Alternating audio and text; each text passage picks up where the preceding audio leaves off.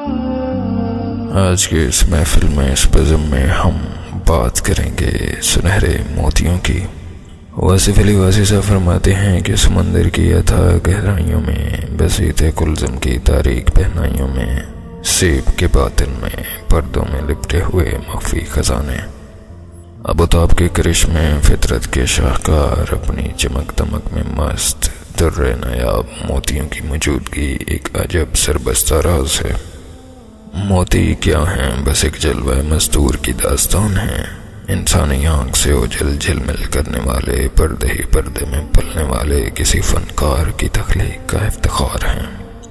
سمندر کا باطن اور پھر سیب کا باطن اور پھر اس میں چھپا ہوا خزانہ، گنجے ہائے گریانما سرمایہ انسانی عقلوں سے کہیں زیادہ مقام رکھتا ہے۔ یہ کنز مخفی جب آشکار ہوتا ہے تو آنکھوں کو خیرہ کرتا ہے۔ یہ راز جب ظاہر ہوتا ہے اس کی قدردانیاں ہوتی ہیں، اس کی قیمتیں لگتی ہیں، اس کی ضرورتیں محسوس ہوتی ہیں، اور یہ چھوٹی سی مخلوق اشرف المخلوقات کی دنیا میں اپنے جلووں کی تابانی سے جگمگاہٹیں پیدا کرتی ہے۔ انسان موتیوں کی مالا سے اپنی ہستی کو دوبالا کرتا ہے۔ فطرت کو موتی پسند ہے، یہ بڑے مقام کی تخلیق ہے۔ اللہ کریم نے بہشت میں رہنے والے حور کے حسن کو ایسے بیان فرمایا جیسے خیمے میں موتی ہوں، درمکنوں میں چھپے ہوئے موتی، سیب کے باطن میں پردے کے اندر موتی، آبدار اور آبدار موتی۔ انسانی آنکھ اور انسانی نقل سے دور اپنی پاکیزگی کی چادر میں لپٹی ہوئی حور اتنی پاکیزہ اور منزہ ہے جیسے یاقوت اور مرجان۔ بیان حسن اور یہ حسن بیان، اللہ اللہ، یہ اللہ کا ہی کلام ہو سکتا ہے۔ اللہ کو موتی پسند ہے۔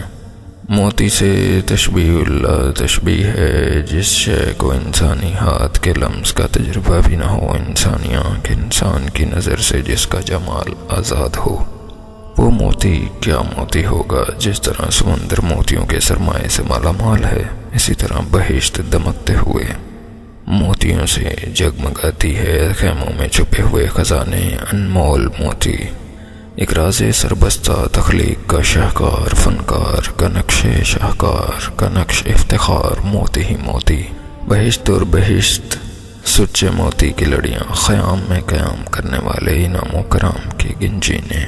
انسان کون کون سی نعمت کا شکر ادا کرے، کس کس خزانے کا انکار کرے، کس کس رحمت کو جھٹلائے۔ رحمتیں ہی رحمتیں ہیں، نعمتیں ہی نعمتیں ہیں، برکتیں ہی برکتیں ہیں۔ موتی فطرت کا پسندیدہ استعارہ ہے، یہ اشارہ ہے مومنوں کے لیے منظر رحمت کا۔ یہ کائنات موتیوں سے بھری ہوئی ہے، سمندر کے اندر موتی، سمندر کے باہر موتی، بادلوں کی جھڑیاں نیچے موتیوں کی لڑیاں برستی ہیں، موتی برستے ہیں۔ آسمانوں سے موتی، زمین کی دولت بخشنے والے، زمین سے خزانے اگانے والے، زمین کی ربوبیت بخشنے والے، رب کے بنائے ہوئے، بادلوں کے برسائے ہوئے موتی، جلمل کرنے والے قطرے، منزہ پاکیزہ موتی، جل تھل کے دینے والے، کیا کیا نعمتیں ہیں، کیا کیا برکتیں ہیں، موتی ہی موتی، خزانے ہی خزانے۔ سمندر میں موتی، زمین میں موتی، بارش میں موتی، غنچوں کو پھول کر دینے والے معصوم قطرے، کتنے خوبصورت پر اسرار خزانے میں کتنے سربستہ راز۔ شبنم انسان کے لیے، انسان کی صحت کے لیے آسمانی انعام، موتیوں کا چھڑکاؤ۔ شبنم بڑا راز ہے، رات کا اعجاز، رات کے آنسو، یہ موتی۔ گلوں کے رنگ اور رنگوں میں خوشبو عطا کرنے والے شبنم کی ایک دولت ہے، موتیوں جیسی خوبصورت اور موتیوں جیسی قیمتی۔ کس کس نعمت کو جھٹلایا جائے، اللہ کی ہر نعمت ہے۔ سمندر میں موتی، زمین پر موتی، فضا میں موتی۔ اللہ کریم نے ستاروں کو روشن شمع کیا ہے، استارہ اور استارہ ہم نے آسمانوں کو مصابیح سے سجایا۔ سبحان اللہ، آسمان کی چادر کو موتیوں کی زینت بخشی، پاکیزہ موتی، سربستہ موتی، فطرت کے شاہکار موتی۔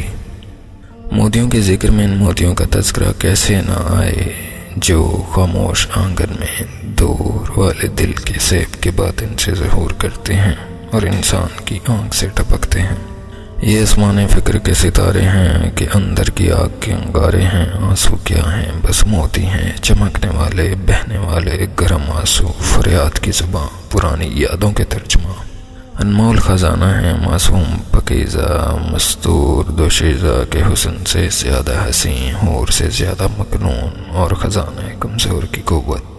دل کی اتھا گہرائیوں سے نکلتے ہیں آب حیات کا چشمہ، سعادتوں کا سرچشمہ، آرزوؤں کے صحرا میں نخلستانوں کا مرسا، آنسوؤں تنہائیوں کا ساتھی، دعاؤں کی قبولیت کی نوید۔ انسان کے پاس ایسی متاع بے بہا ہے جو اسے دیدہ وری کی منزل عطا کرتی ہے۔ یہ موتی بڑے انمول ہوتے ہیں، ان ستاروں چراغوں موتیوں کی قیمت یہ ہے کہ ان کے خریدار خود رحمت پروردگار ہے۔ جس کی راز شکوں سے منور ہے، اس کا نصیب درخشندہ ہے، اس کا مستقبل خوش شناسی ہے، خدا گاہی کا حقدار ہے۔ یہ موتی کبھی رائے گا نہیں جاتے، یہ دولت ہے جس سے اور خدا گاہی کا حقدار ہے، یہ موتی رائے گا نہیں ہے۔ اس دنیا میں کسی اور دنیا کے سفیر انسان کے آنسو ہیں، سوز نفس کا ہم دل خراش آنسوؤں سے خواش ہوتا ہے۔ انسان کے آنسو اس کے لیے ادراک کے وسطیں لکھتے ہیں، روح کی زبان آنسو ہے، روح کی نوا شب کے سحر ہے، روح کی پرواز آنسو ہی توانائی عطا کرتے ہیں۔ دنیا عظیم انسان نظنیم شب کی داستان، راز ہائے پستہ اشکار ہی ہوتا ہے جب تک آنکھ اشکبار نہ ہو۔ کہتے ہیں کہ ایک بہت پرانے زمانے میں ایک گرو نے اپنے چیلے کو جڑی بوٹیوں کا رس اکٹھا کرنے کا حکم دیا۔ چیلے نے عمر بھر کر کے ان چیزوں کا اکٹھا کیا، خوشی خوشی اپنے گرو کے پاس خزانے سے بھری ہوئی شیشی لے کر آیا۔ اسے ٹھوکر سی لگی اور اس کے ہاتھ سے شیشی گر کے چکنا چور ہو گئی۔ وہ تڑپا پھڑکا اور رونے لگا، کہنے لگا گرو میں برباد ہو گیا، میری ساری کمائی لٹ گئی، میرا حاصل لا حاصل ہو گیا، اب تو میں بوڑھا ہو گیا ہوں، اب میں دوبارہ کیسے جتن کروں؟ میرے گرو میں مر گیا، میں تباہ ہو گیا، میری دولت مٹی میں مل گئی۔ نہ اس کا گرو سنتا رہا اور پھر اس نے خوشی سے کہا لگایا۔ چیلے نے کہا گرو میں مر رہا ہوں، آپ ہنس رہے ہیں۔ گرو نے کہا تم سمجھ رہے ہو تم لٹ گئے، میں جانتا ہوں آج تجھے دولت مل گئی اور اس بوٹیوں کا رس پیدا ہوتا ہے، خزانے سے کم نہیں۔ خزانہ مل گیا ہے۔ چیلے نے پوچھا کون سا خزانہ؟ گرو نے کہا تیرے آنسو، یہ آنسو نہ ہوں تو دنیا میں ویرانی آ جائے۔ میرے چیلے تجھے مبارک ہو، اب من کی چلنا سے تو آزاد ہے۔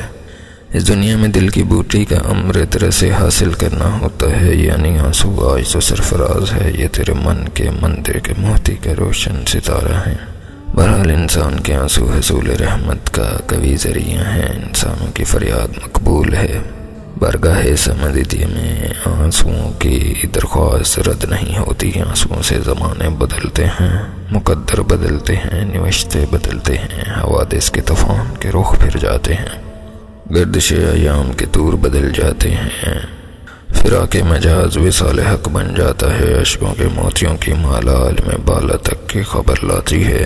یہ سچے موتی گہرے ہائے آئندہ اور انسان کو مایوس اور مرے ہوئے انسان کو زندہ کر جاتے ہیں۔ عشق مسافروں کا رازدہ آنسو ہے، عشق حقیقی ہو یا مجازی آنسو سے عبادت ہے۔